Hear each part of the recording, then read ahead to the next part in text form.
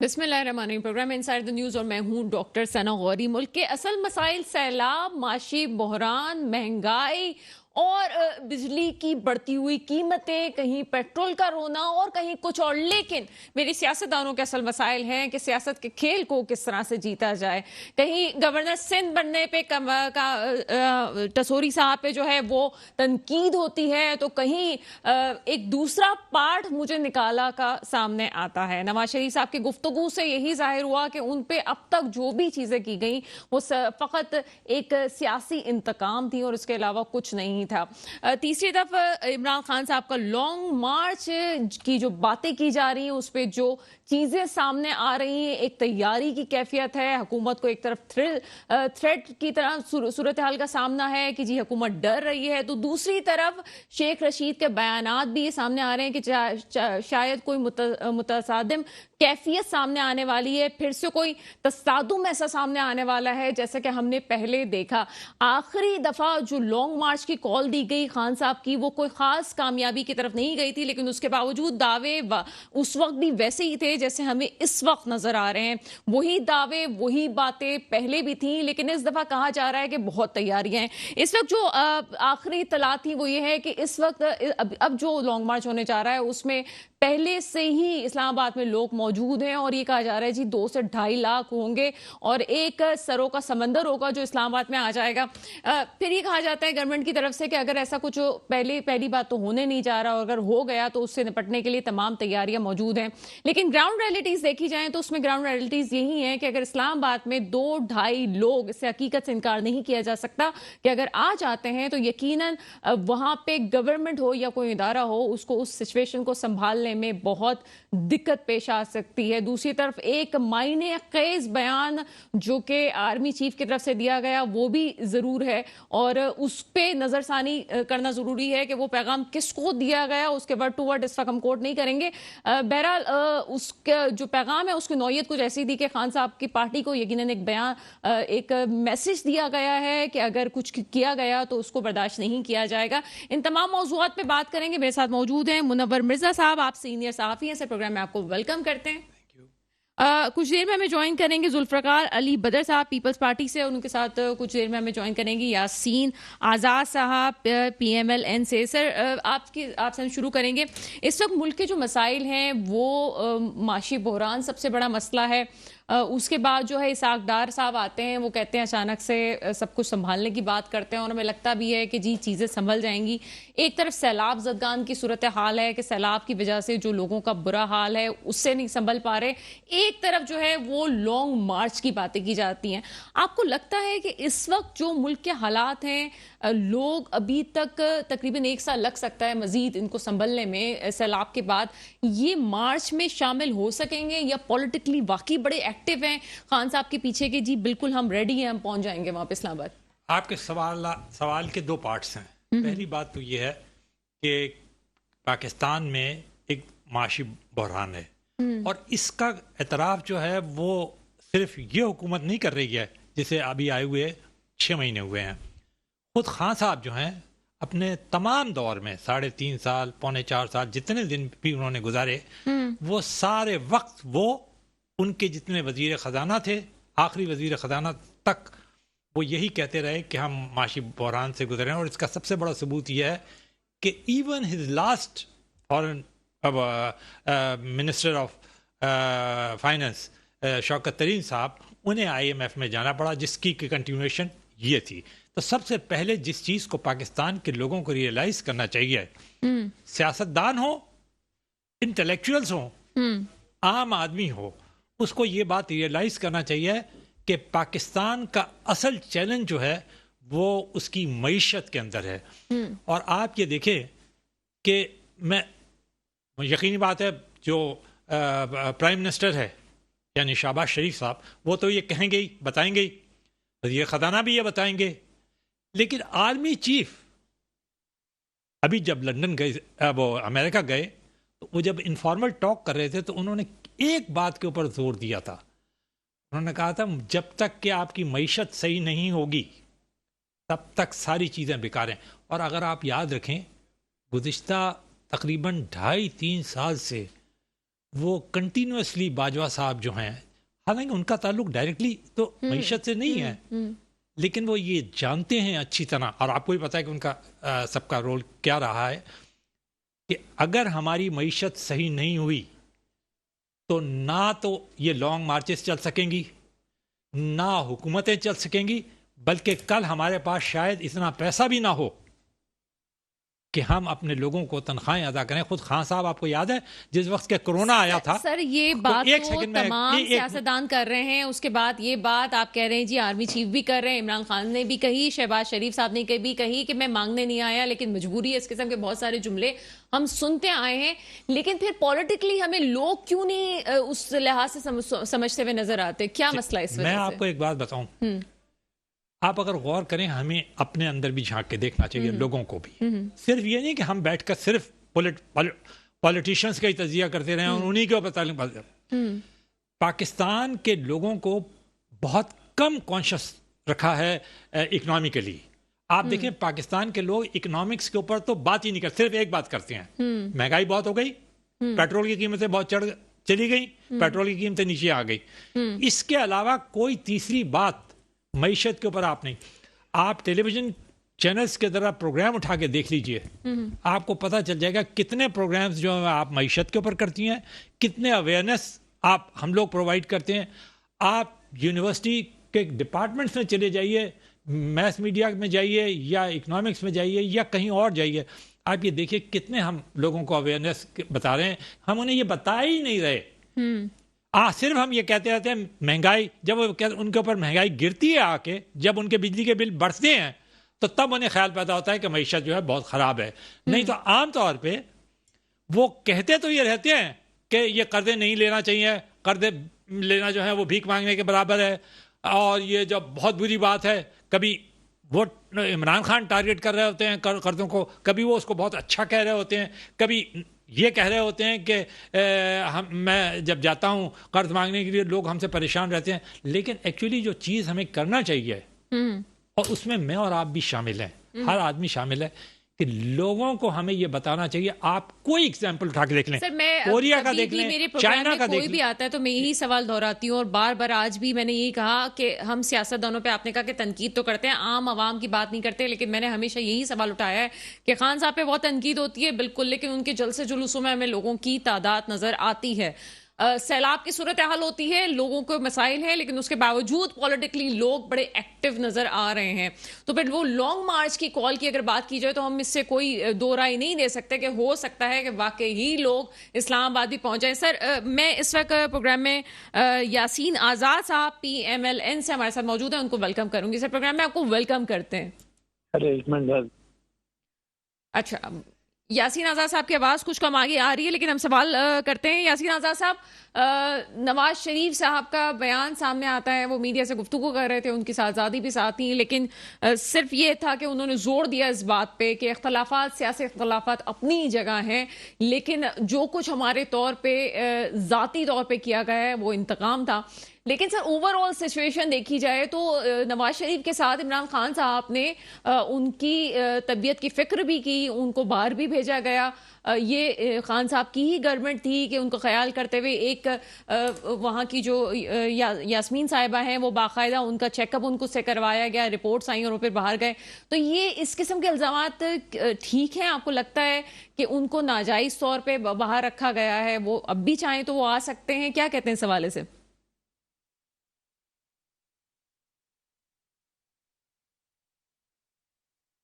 آواز ہمیں نہیں پہنچ رہی ہے یاسین آزاد صاحب کی.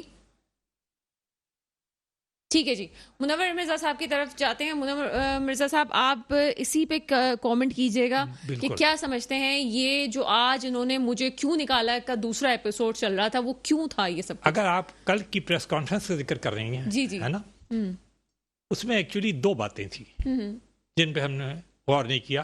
ہم نے صرف ایک میں تو انہوں نے وہ تمام باتیں جو کہ وہ ہمیشہ کرتے رہے ہیں، مختلف اوقات میں وہ کرتے رہے ہیں، انہی کو تقریباً دہرا دیا. یقینی بات ہے ایک انسان کی حیثیت سے آپ اگر وزیر اعظم کے عہدے کو ادھر کر دیں، یہ بات انسان کو بڑی تکلیف دیتی ہے کہ جب ان کی اہلیہ محترمہ ڈیتھ بیڈ پہ تھیں تو وہ گرفتاری دینے کے لیے اپنی بیٹی کا ہاتھ پکڑ کے آ گئے. میں سمجھتا ہوں یہ ہر انسان کو احساس کرنا چاہیے, اور جس نے یہ کام نہیں کیا وہ. لیکن دوسری بات یہ ہے سر, میں آپ کو انٹرپٹ کروں گی کیونکہ یاسین آزاد صاحب جو ہیں وہ ہمارے ساتھ ریموٹ پہ ہوتے ہیں تو تھوڑا سا آواز کا ایشو رہتا ہے. سر, آپ سے یہ پوچھوں گی کہ جو پریس کانفرنس نواز شریف صاحب کی طرف سے آتی ہے اس میں یہ کہا جاتا ہے کہ ان کو ذاتی انتقام کا نشانہ بنایا گیا. اختلافات سیاسی اپنی جگہ ہوتے ہیں لیکن ذاتی انتقام کی وجہ سے انہیں جو تکلیف ہوئی وہ بہت زیادہ تھی. لیکن دوسری حقیقت یہ بھی تو ہے کہ خان صاحب کی ہی گورنمنٹ تھی جنہوں نے نواز شریف صاحب کو باہر بھیجا تھا. یاسمین صاحبہ باقاعدہ ان کی رپورٹس جاری کرتی تھی پنجاب گورنمنٹ کی طرف سے. تو کیا سمجھتے ہیں سارے سینیریو میں ٹھیک کہہ رہے ہوں کہ باقی ان کے 5 سال ضائع کیے گئے, وہ تو واپس آ سکتے تھے سر, پھر واپس کیوں نہیں آئے وہ؟ اس ملک کا یہ سب سے بڑی بدقسمتی یہ ہے کہ ہم باتیں تو بڑی بڑی کرتے ہیں لیکن سچ کی بات نہیں کرتے. اور آپ نے یہ دیکھا ہوگا کہ اس ملک کا جو پولیٹیکل کلچر ہے, جو اسپیشلی پی ٹی آئی کے دور حکومت میں آیا کہ ایک دوسرے کو گالیاں دینا, ایک دوسرے کو برا بھلا کہنا, یہ تو میں نے اپنی 75 سالہ زندگی میں کبھی نہیں دیکھا تھا جو پولیٹیکل کلچر آپ سامنے آیا. نمبر 1. نمبر 2, عمران خان صاحب نے کوئی مہربانی نہیں کی. باقاعدہ بورڈ بیٹھا اور بورڈ میں یہ بات طے ہوئی جس کی صدارت جو ہے وہ یاسمین صاحبہ کر رہی تھی as a minister.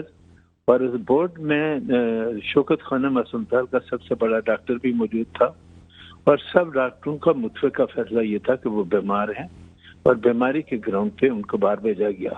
Imran Khan تو کسی بھی صورت میں بھیجنے کے لیے تیار نہیں تھا.